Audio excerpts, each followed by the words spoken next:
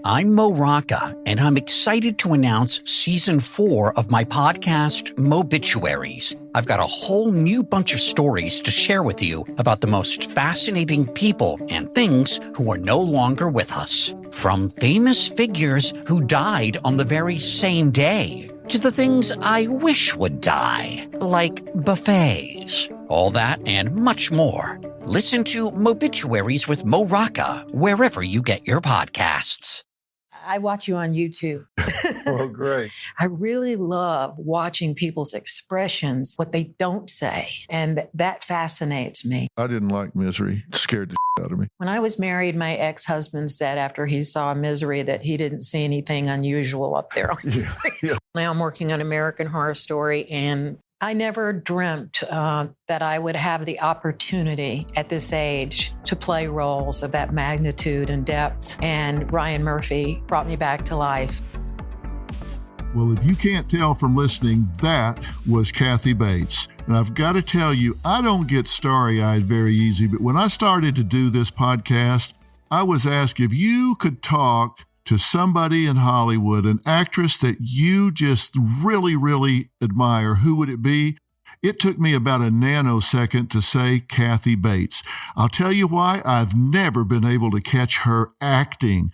You watch her and she just becomes the character. And this is a woman that I have admired for a long, long time. When I sat down with her, I found out she went to SMU. Now, Southern boy, Southern girl, we just really kind of had a vibe. I found out that she really watches Dr. Phil. She studies some things on YouTube about her characters. I couldn't have been more flattered. But, you always wonder when you meet somebody, are they going to let you down or are they going to be the real deal?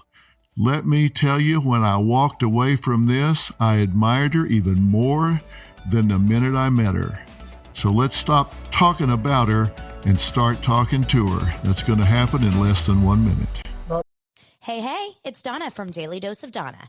Every weekday afternoon on the Daily Dose of Donna podcast, I cover all of the reality TV and celeb gossip and breaking news. I'm a former TV casting director. My husband works in reality TV, and I live for the housewives, the sister wives, the Southern Charmers, and the summer housers. And let's be honest, all of the drama. I'll give you a day's worth of celebrity and reality news weekday afternoons in just under an hour. New episodes of Daily Dose of Donna post weekday afternoons and are now available in video on Spotify. Subscribe to Daily Dose of Donna, that's DANA, on your podcast app. I'm Katie Maloney, 37, a divorcee, and I'm out here falling in love every day with myself. And I'm Dana Cathan, 33, former needy mess, and delusional Leo, but I've never been happier. Never been happier. You know that. Good. The foundation of this podcast is for people who want to live their life unapologetically. It's a safe space for anyone who's going through a transition in their life or just dealing with the regular bullshit. It's a religion. We're not saying that we're looking to start a coven, but that might be why we started but this we're podcast. not saying that. Join our cult. Community. The coven. Religion. Okay, let's just stick with community. Listen to the podcast. Listen to the podcast. Knock. Hello. Well, hello. How are you? I'm very well, and I'm so happy to be here. Well, I'm thrilled to death to meet you. Same here. So how in the world are you? I'm really great. I can't tell you how happy I am for you to be here. I guess they probably have already told you, you are my absolute number one actress in the entire world. No, they didn't tell me No, they that. didn't tell you I that? hope you got that on film. No. Because I want to play that back. No, I'm serious. When I started to do this, they said, all right, and we're talking about actress, Hollywood, all of that. If you could talk to one, who would it be? I said, Kathy Bates. I have been your biggest fan forever. Well, same here. Thank you. About me say, oh, I'm your number one fan. But seriously, it is an honor to meet you. I just can't even believe I'm sitting here talking to you. Well, same here. I have, I watch you on YouTube. A lot. Well, great. I'm not a subscriber yet, but I watch because I we'll learn. hook you up. Okay. I learn a lot, but also for character studies, I love to see real people. Oh, you yeah. know. Well, if you can't find it on my YouTube, it does not exist. I'll promise you. Well, how are you? I'm really good. Yeah? You know, I'm lucky. I've been working a lot. I'm doing American Horror Story or season 8. And What then to tell me? I'm also doing Big Bang Theory. I'm right? playing Mayim Bialik's mom, and Teller's playing my husband, her dad. And Yeah. so I'm finding that I'm working and working and working, and I'm really grateful for every day that I get up. Does that surprise you that you're working so much? Does Yeah. it really? Yeah. What do you say to yourself about that? Well, first of all, I feel real lucky to be alive after the last few years because I had breast cancer about 6 years ago, about this Right. time. So every day I get up, I'm just grateful that I get to do everything that I love, and I don't take anything for granted. Yeah. And I just thank God, for everything. Well, before we finish, I want to save time to talk about all of that. I want to talk about lymphedema. Thank you. I'm sorry that you've been through all of that. I have a sister that's been through that as well, and so I know that it's more than a bump in the road. Yeah. And, She's doing okay? Yes. Good. But I want people to get to know you, Okay. including that. You were born in Memphis, Tennessee? Memphis, Tennessee. Is Yeah, that the born and accent, or did Well, it I pick told it up? him, I was thinking about this. It used to be when I'd go home, if I hit baggage claim, my Southern accent would come out. Isn't that the truth? But I knew when I hit your driveway, that Southern accent is going to come out again. So, Do you hear my accent? oh yeah, but You yours is do. more Texas, doesn't Yeah, it? it is Texas, yeah. Yeah, I went to school in Texas. Yeah, you went to SMU. Yeah. And you went there for one reason and then finished for another. Yeah, you Right. know everything. I do. You I'm have your telling you. sources. Well, no, I'm telling you, I'm a huge fan, so I've followed all of this. Yeah, But you're an SMU girl. I am. I think it shocked my dad because he was in his late 60s, about my age, Right. early 70s, and it turned out to be a very expensive school, which we couldn't afford that. Well, it is expensive, yeah. Well, it was expensive for him, and I appreciate so much what my parents did to get me there. I just guess growing up in the South, growing up especially with two sisters who were 9 and 15 years older than I thought that you could only be a secretary or a teacher or Right. something like that, or a nurse, and I loved doing plays in high school, and I just had no idea that you could actually study that or do that for a living, or much Yeah. less getting a degree. And you graduated in 69 from Mhm, SMU, right? mhm. Did you have any idea you were going to do the kind of things that you're doing? Not to this extent. And I knew that I felt at home when I was on a stage. And when I went to SMU and I went through orientation, and I had gone to the School of the Humanities. I thought, well, I'll just go into English because I love reading. And he was such a great speaker. And he started saying, this is where you're going to do your life's work, the thing that means the most to you. So then I thought, okay, the playing field just shifted majorly. I kept raising my hand and saying, well, does this mean I can be in plays? Can I actually study actors and what's going on? And he was just so frustrated with me. He handed me my folder. He said, here's your folder. Go down the hall, last door on the left. That's the art school. That's where you belong. So I took my folder and I went down the hall and I opened the door, and there were all these people with beards and, hippie outfits on. And I was with my little, shirtwaist dress. And I was like, oh, dear Lord, what have I gotten myself into? But then shortly after that, I saw a play they did, and it was so marvelous. The actors, how sometimes you can just bring a good football team together, and that's Yeah. even without It just clicks. recruiting. The chemistry. And that was what it was. Yeah. Well, I don't want to embarrass you here because I know you are very humble about all of this. But the thing that gets me about you, and we were just talking about you in the kitchen, is Allie in here? I was just talking to Allie. She's one of our rock star producers. But we were just talking about you. I've been talking about you for 2 weeks nonstop now since we said we're going to do this. I never catch you acting, ever. And I don't know if that means anything to anybody but me, but I never see you acting. How is that? Do you know what I mean by that?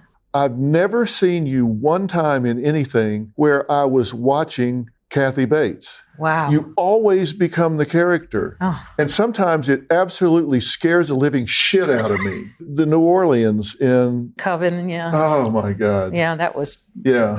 bad. Yeah, I'm a big guy, scared the shit out of me. But what's the secret? How do you do that without anybody seeing you acting? Because clearly you take on the part, but how do you do it without anybody seeing you acting? Well, first of all, that's a very nice compliment, because when I see things, sometimes I think, oh God, mm-mm. Do you see yourself acting? Yeah, sometimes I do. And Really? people are saying, oh, you're crazy. To me, acting is listening and responding. And it goes back to an old Stanislavski quote, which is the secret to an actor's creativity is the object of his concentration. And I bet you experience this when you do your show, because you're a really good listener. Well, I can't watch myself. I don't watch myself on TV. If they say you got to look at this to see if it's okay to put on, and I'll watch it. But I don't watch myself. But once I start, when I'm on, the cameras go away. The audience is gone. The cameras are gone, and the whole world is between the tip of my nose and the tip of the guest nose. And I've always said, if people are going to take the trouble to sit down and type a letter, and on average they type 23 letters before they get on the show, and then they're willing to come there and put it out there in front of the world to see, then I feel like I need to do my homework. And no, I read every word we do pre-interviews with them, of course. I read every word, and I get a notebook that's 250 pages thick for every show, because we do a cross-sectional interview, a longitudinal interview, a medical interview. We interview collaterals. We talk to neighbors. We talk to everybody. And then whatever's going on, if it's OCD, anxiety, whatever, I interview the top experts in the world. And we have an advisory board made up of the top experts in psychiatry, sociology, psychology, medicine from Harvard, Yale, Stanford, everywhere. They're on my advisory board. I consult with them. I have this kind of, country boy off the hip delivery style, but I've done a lot of homework before they get there. And then I just take it very seriously. I think if they get there, I need to take it seriously. Well, I feel the same way. I guess when I started out many years ago, and you asked if I thought this would happen, and I just wanted to be the best I could be, given the talent that I had to work hard at it, though I have to say. My mother said that, they often asked her, well, you don't have any other kids that are in the theater? And she said no. And she said she thought that when I was born, the doctor smacked me on my behind, and I thought it was applause, and I've been looking for it ever since. It started right there. It started there. But, and then later when I was maybe 7 and they were having a party and I couldn't come downstairs, and I said, but what if they ask, where is that doll and child? But later when I got very serious about it, which was at SMU, Right. I remember going on stage once and just feeling everything relax. And I thought, okay, now I'm home. And I just then developed this very almost religious approach to it, where I felt that if I don't get this right, I'll be shot at dawn. I got to hold my cigarette right. I got to have the right, accent. I got to have the right clothes. I have this. I have to do, And so taking it back to your show, and it's no BS, I really love watching people's expressions, what they don't say. Yeah. And that fascinates me. Yeah, it's so much of communication is nonverbal. And when you play a role, you define the role. So how can you do it wrong? I mean, it's you own the role. I love it when you tell people off. Well, when you go into a foul-mouthed rant, I say, yeah, I have a very salty, which, nowadays when you have to start a series, you have to go to HR so you don't sexually harass anybody. So you can't use any of that language anymore. So I'm constantly, sitting on my hands and just trying not to say you could do it. Exactly. Yeah. Could you script my day for me? Because I want to chew some people's ass. I've got a movie coming out now on the basis of sex, which is a fantastic film about Ruth Bader Ginsburg. And Felicity Jones plays Ginsburg. And I got to play a woman who was one of the early, she helped establish the ACLU. And so I was able to do a lot of research. And it's interesting, when I first started out in my career, I would just take copious notes and I would color code everything and do all this stuff. And then slowly over the years, I kind of fell away from that. I don't know why. But now I can look online and just go down a whole rabbit hole and say, well, what about this? And when was that? And I don't understand that word. And I'll go here. And so now I've just started filling up my scripts again with all this stuff that's just so exciting to me, to be able to get that kind of depth. You have 125 actress credits on IMDb. I cannot imagine doing so many roles across time. I mean, Do you borrow from something you've done before for a current role? Or do you start from scratch every time? I start from scratch. When I did a film called Dolores Claiborne that I'm really proud of, I worked with a movement coach, and he had a way of working where you actually work in a hood. You can still see through it. It's a black kind of stretchy thing. And his way of working, which I thought was really interesting, is you just create a blank canvas out of your body, and you get to what's called a neutral place that has no definition, or it's hard for me to explain without doing it. But you get to literally a place that's neutral. Then you can start adding in the events and the emotions of the character and explore what that is in your physicality. And then you can begin to add things on top of that. I wanted to create a woman in her 40s and a woman in her 60s. And I worked with a wonderful director for that, Taylor Hackford, who's married to Helen Mirren, and he really knows how actors work. So that's what I like to do, is build from wait there. A minute. You put a hood on you. Like, for example, I put a hood on me, and I'll walk across the room, and I want to walk neutrally. So that my body has no character. You can see out of the hood, but you don't have any expression. No expression in the physicality, no expression in any of it. So that then I can say, well, what were these events that happened in her life? Like, she got hit in the back with a block of wood by her husband. How does that change her, the way she walks? How did it affect her back? And she's lived a hard life in her 60s. She's been cleaning tubs and toilets and folding and all that stuff, and how do her hands change? And so you think about all of that, and the kind of shorthand that an older person gets when they're cooking, stuff like that. We investigated all of that so that I had a very separate set of emotions and events for the young and something for the old. But you don't often have the opportunity to do that, you know, and it gives me such joy because, look, when you, at the end of the day, it's dress up. Yeah. And you get to have the most wonderful people help you do it to the nth degree. Isn't that great? It's great. But you said Dolores Claiborne was a real sweet spot for you. Yeah. What about that was a sweet spot? Was it the character? It was the character. It was actually being able to create somebody at two different periods of her life. Right.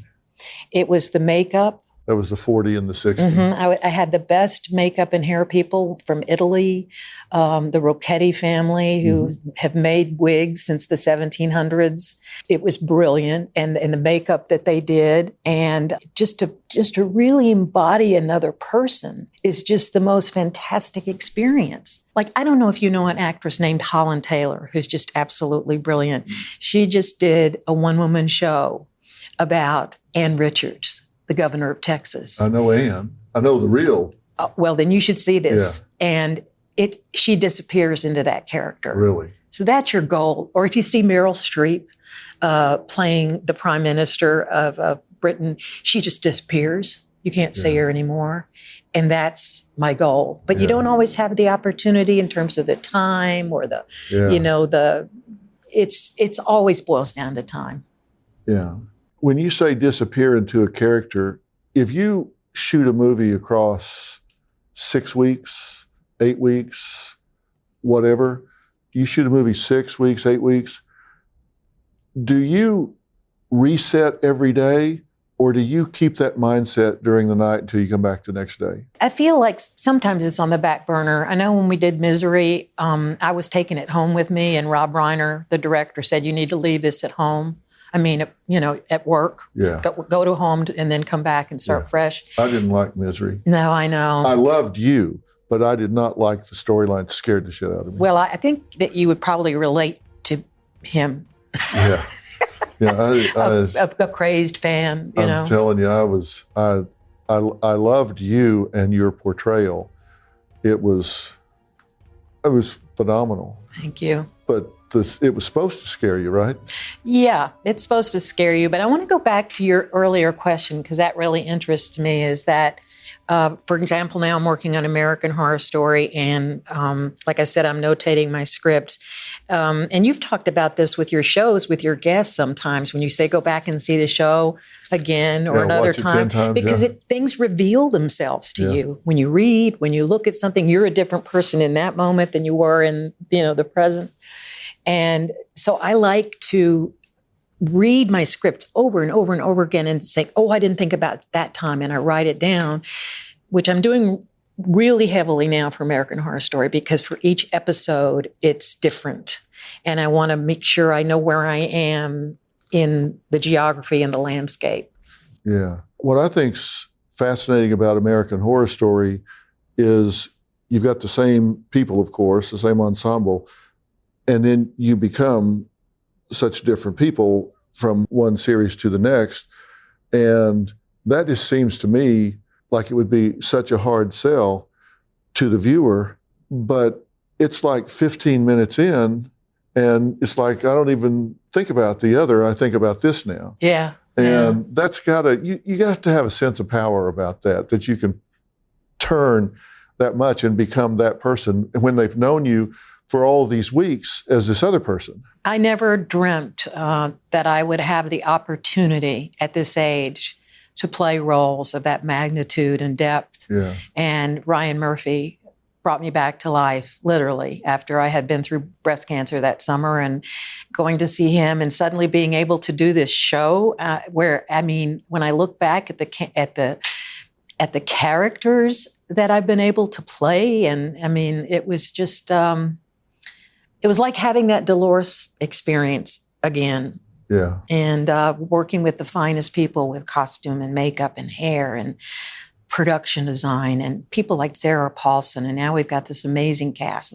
Jessica Lange, who has been a pal of mine for a long time. And it's just, I remember when she left the show, it was her last show, and we were doing Freak Show, and she was on stage, and my character was off stage, and it was just the end, and she just looked back at me, you know, and everything just in that moment was saying, I love you.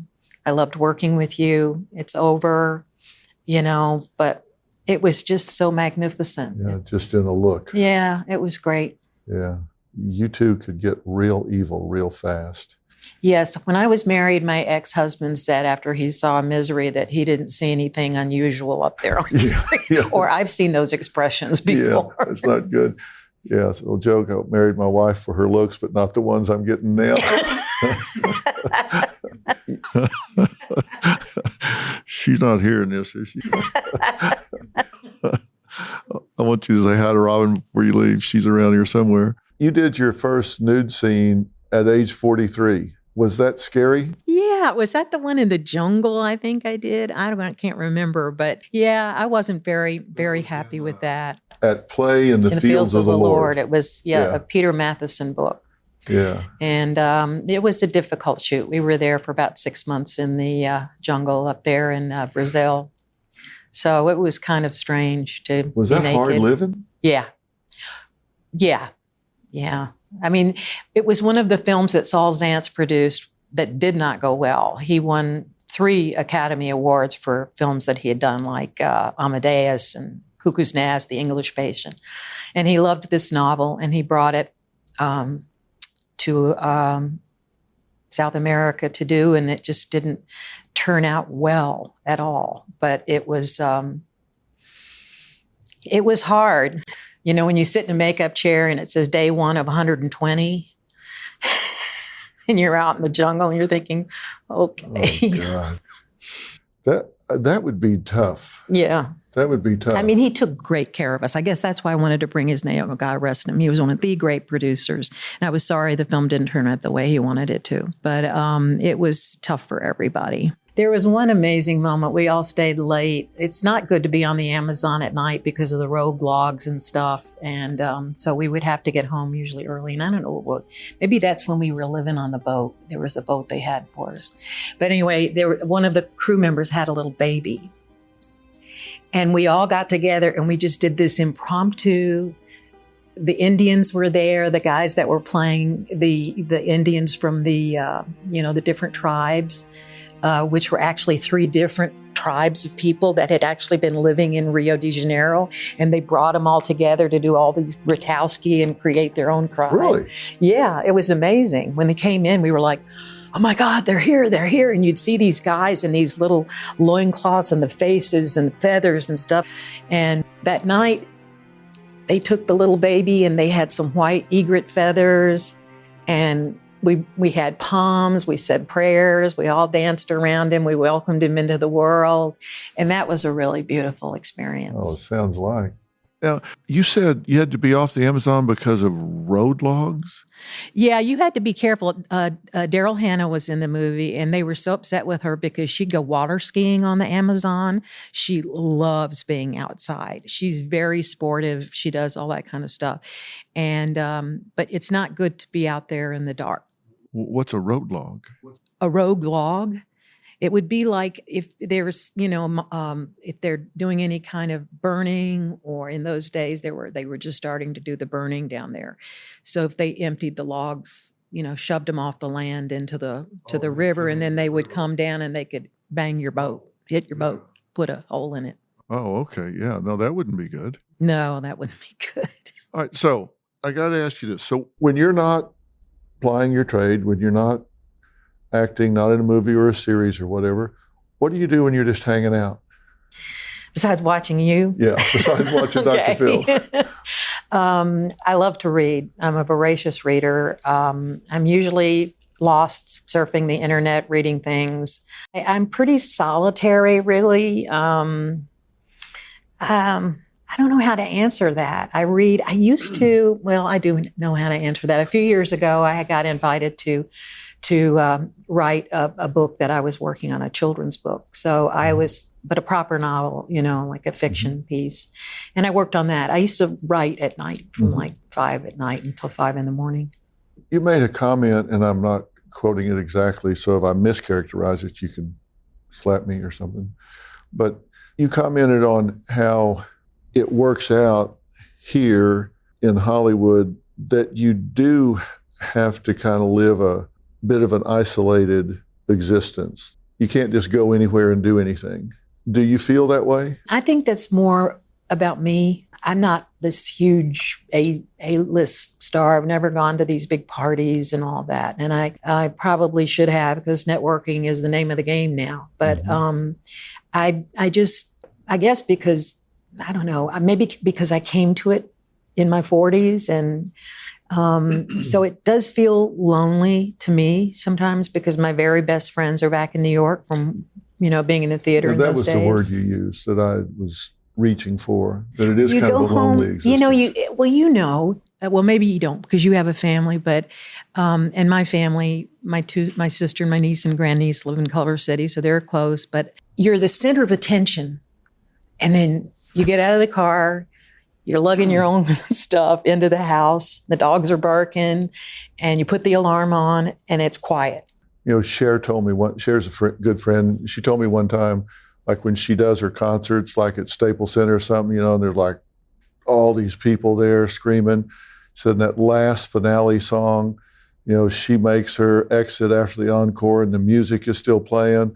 And she said, they raced me backstage and down a ramp, and there's a limo waiting, and it zooms up the ramp, and before the music is stopped, I'm 5 lights down, zooming through LA, getting on the freeway. And she said, the silence is deafening, and I'm thinking, where are they racing me to? I have nowhere to go. There's nobody waiting. It's like the silence is deafening. It's like you're there, and 1 minute you're the absolute center of the universe. Everybody's screaming, and the next thing you know, it's like, and then you go home. It's true. And you eat peanut butter out of a jar or something. Yeah, exactly. I focus on the good stuff, though. I focus on surviving. I have so much in my life, and when you're on movie sets, like the other day, somebody was apologizing because I had to wait 45 minutes. And I'm thinking, really?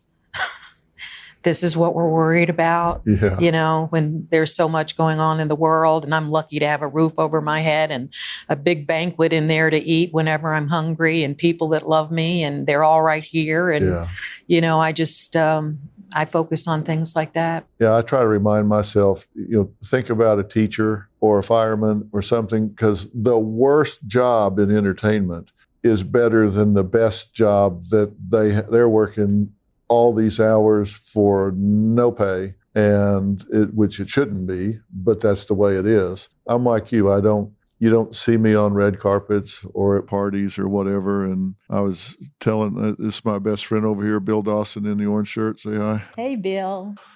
He's from Dallas. And I tell him, you do get in kind of a siege mentality out here, because if you go somewhere, Oprah told me when this all started, she said, if you don't feel like it, just don't go out there.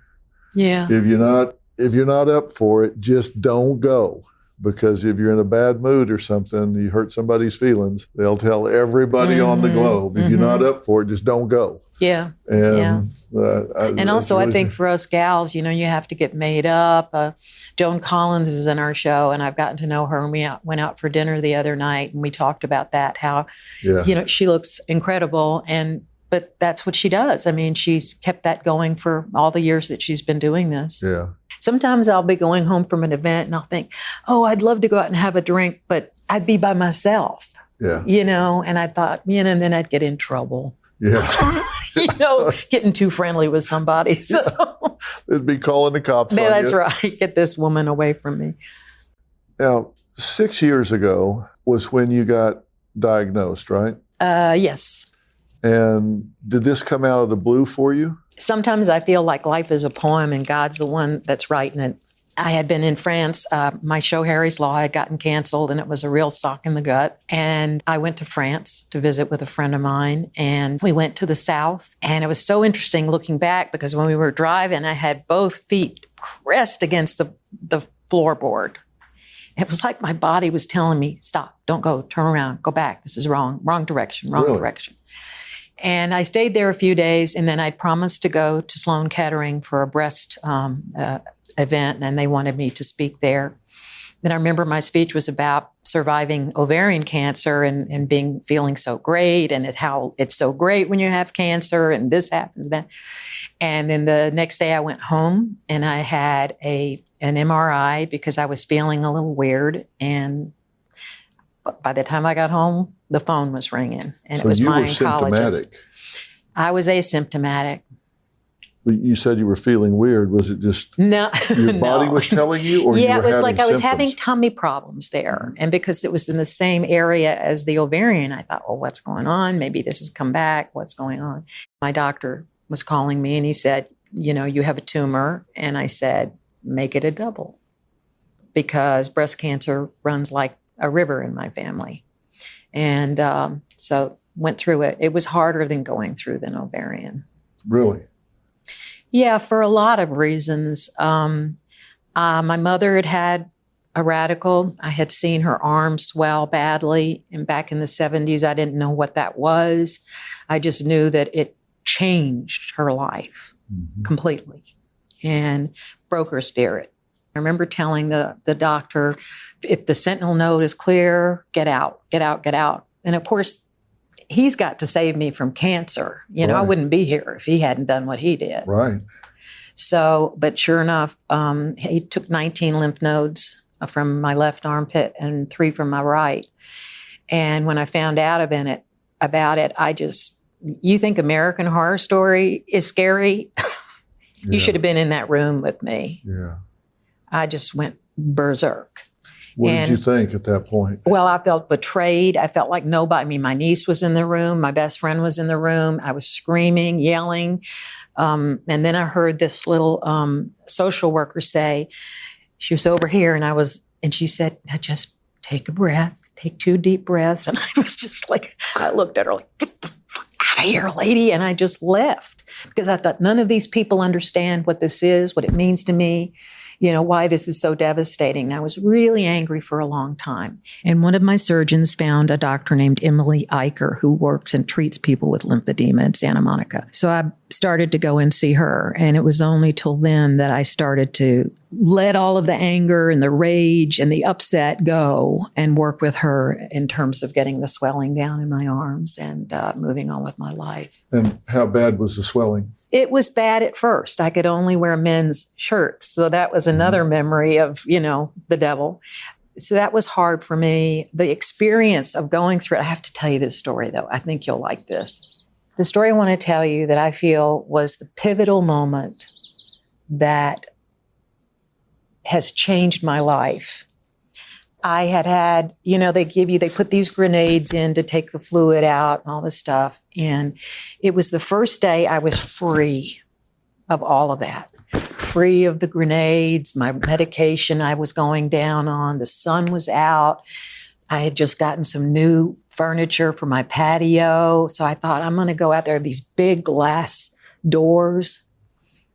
And I was just looking out, feeling so relieved, and wham, this little finch flew right into the glass and fell on the pavement dead. And I'm thinking, great, it's always something. And so I went out there and I picked him up, and his head was hanging off my hand. And I just thought, I'm going to go over here and sit down with him. And it's at those moments that you begin those little thoughts of hubris, and I started thinking, I wish I had the power to heal this little bird. And then I think, no, don't go there. That's not right, And I just ended up praying and said, let your will be done, And shortly after that, he just turned over in my hand. I could feel his little tiny claws, and I could see his beak and his little eyes that had been all, scrunched up, the little ribbony parts were fine.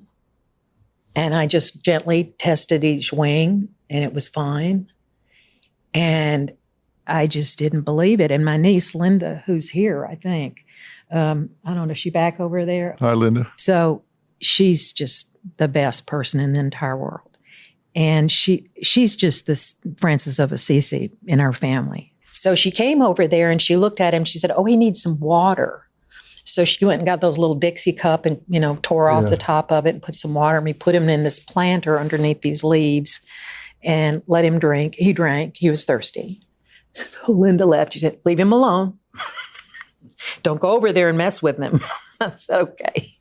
So, but after a while, I just couldn't take it. I did leave him for a while. And then I went out and I started to just reach for him, and he flew away. And I called Linda and I said, oh my God, he flew away. And she said, are you getting the message? And I said, no, thinking I can heal people. I said, I didn't want to say that. New job. Said, it's like, and I said, no, I'm not getting the message. She said, you thought you were dead, but you're alive. You've been given a second chance.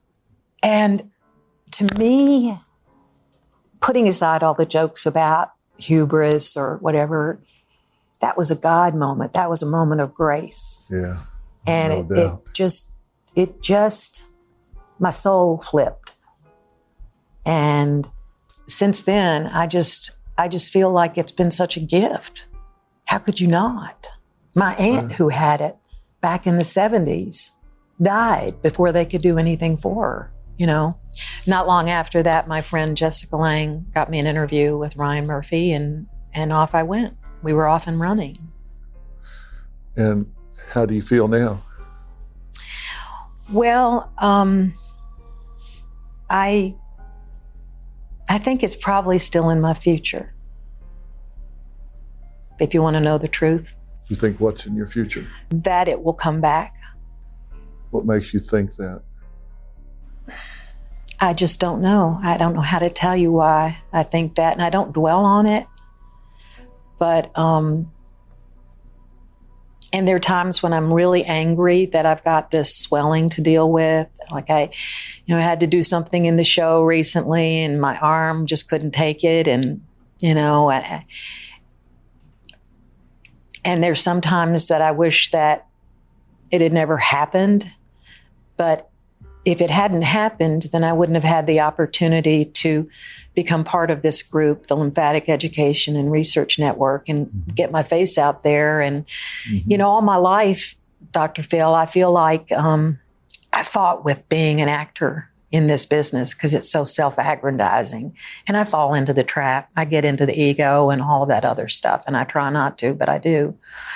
And so I just feel I'm living on borrowed time, I guess. I don't dwell on it, though. I really don't. But that's why I try to just enjoy every minute and stay in the moment. Mm-hmm. But you say that you fought being an actor and it got into because of the self-aggrandizing and being a center of attention and all of that. You don't look at this as some kind of retribution for that. No.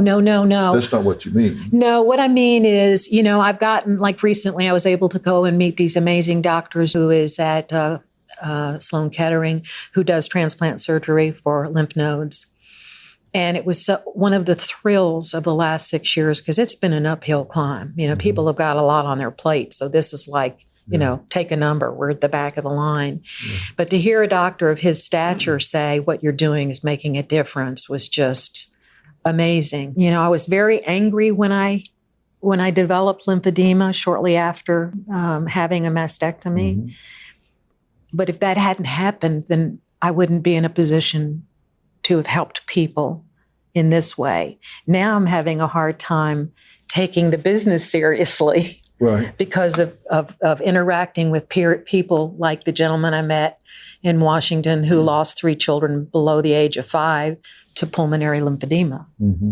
But everything is a means to an end, right? I mean, the fact that you do what you do gives you the wherewithal to do the things that you're doing in the leadership role that you have. Yeah. I mean, seriously, if you were working a 9 to 5 at Walmart, or you were working in mowing yards or doing something that's honest and good work, nothing wrong with it, but you wouldn't have the notoriety to bring the attention to this disease. And it's a profound impact. I mean, it's just a profound impact. It's gotten very personal over that mm-hmm. process.